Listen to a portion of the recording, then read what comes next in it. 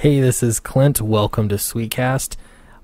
So I've been putting off doing this video, not because I don't want to talk about it, but because my principals tell me that you got to wait a little while for evidence to come out, and it seems like there's been a little bit more, and I'm convinced enough at this point that at least the accusation is pointed at the correct person. And so I'm making the video. I realize other people have already beat me to it and done great jobs of it, but I still wanted to sort of give you my perspective.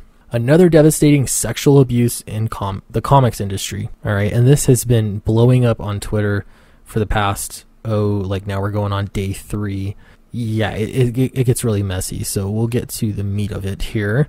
In the Me Too era, more and more women are finding the courage to confront their sexual abusers. The disinfecting light of truth first began in Hollywood well over a year ago when several actresses, including Alyssa Milano and Rose McGowan, spoke out regarding sexual abuse they'd endured by those who held power over them. Read this as Harvey Weinstein, because that's where most everything happened. However, this did get applied to a lot of other people. Some people probably guilty. Other people, I really think that this got really blown out of proportion, and Me Too became just a political tool. Some people have criticized the movement for publicizing sexual harassment and abuse, and those who experienced it, which could be re-traumatizing. Okay, so whenever I hear this, like re-traumatizing, like bringing up something could be re-traumatizing, I mean, that's not an excuse not to report sexual harassment because you're worried about people being re-traumatized. If you've been sexually assaulted and you want to say something about it, you're searching for justice, then do it. Don't let this be a reason that you're afraid of re-traumatizing somebody else to keep silent about it. All right, so yesterday, Cynthia Yertis-Nagel, a toy designer, posted a lengthy blog entry detailing the sordid details of an alleged sexual abuse that she claimed she suffered a few years ago at the hands of her former manager of a comic book shop she worked at in Tucson, Arizona. The tale is heartbreaking if true, and surely took a lot of fortitude to put it out there. Now, one way or the other, if this is true or if it isn't true, again, this is all just allegedly, and I'm going to stick with that because it really bothered me during the Kavanaugh hearings when a lot of people on the left they'd already decided that Brett Kavanaugh was guilty. So I'm going to stick with my principles and, go with the burden of proof and let due process play its course. Having said that, there are some interesting details about this, and they should be read over and should be discussed. And if there's evidence, I think, it should be investigated. My new manager, we'll call him X. X acted like my friend. He was there for me during my breakup, listening. Then one day, while we were having a conversation about my breakup, the topic of our intimacy came up. He got closer, put his hand on my hip and lower. He kissed me and invited me to his place during our lunch break. I said yes. He lived next to our work behind the fast food place. So far, this isn't, nothing's illegal here. It might be strange or weird, I guess. It's unethical, a boss and an employee. But yeah, we'll continue. Immediately he started to take off my clothes.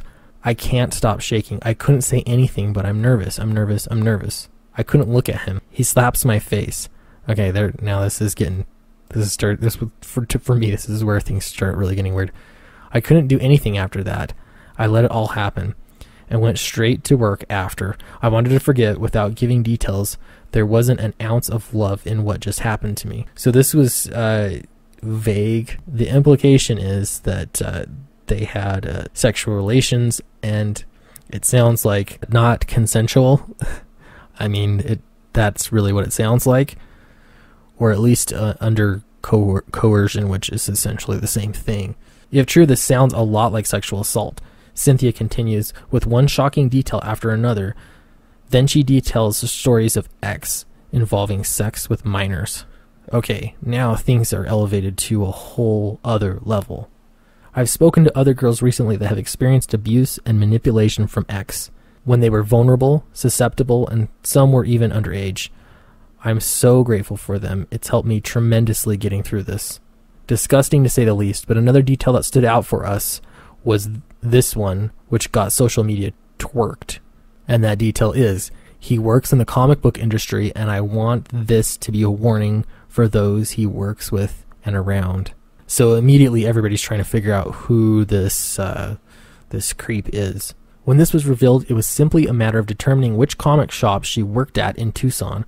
After a few simple searches, it turns out Miss Cynthia Noggle had worked at Heroes and Villains comic book store during this time period, before going into business as a toy designer. When we dug a bit further, we learned that the manager at the store during that time was also a writer for Bleeding Cool, Fox News Latino, the Tucson Citizen, and most recently Vertigo Comics writer Erik Esquivel, the creator of their Border Town comic series. Here's a shot of Erik at the comic shop in question. Could this story be about him?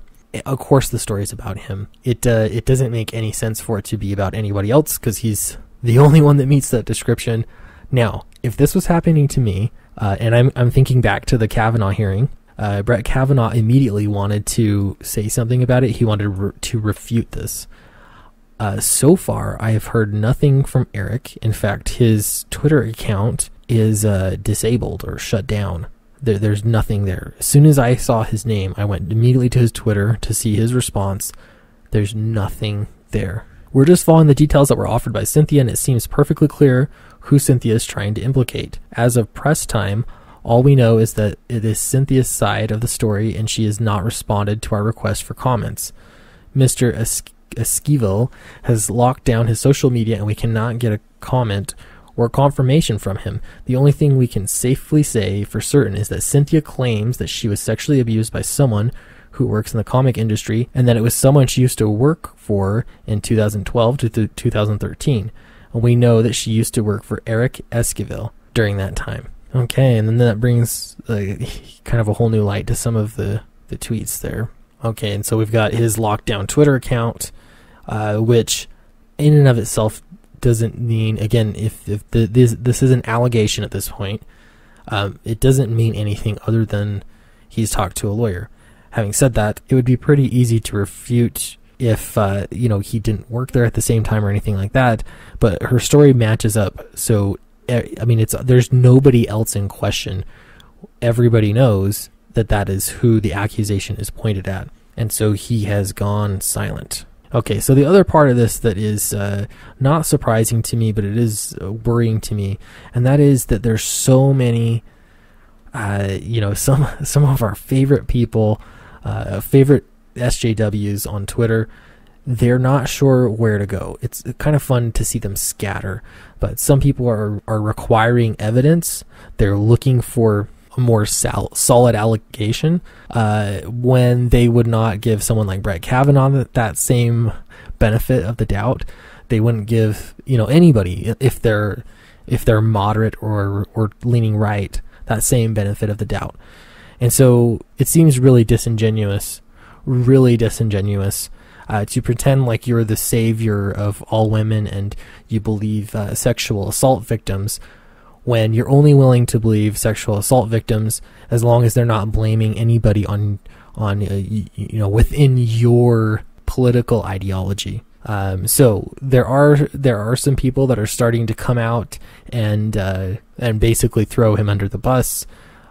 Some social justice warriors that are willing to throw him under the bus. However, I think time will tell if this really means anything.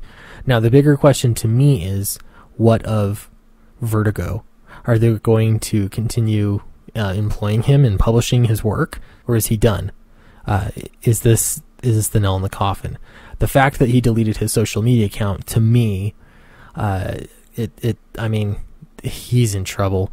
And I don't know that the law can really do anything. How can they possibly prove, years old allegations? This is always the case anywhere.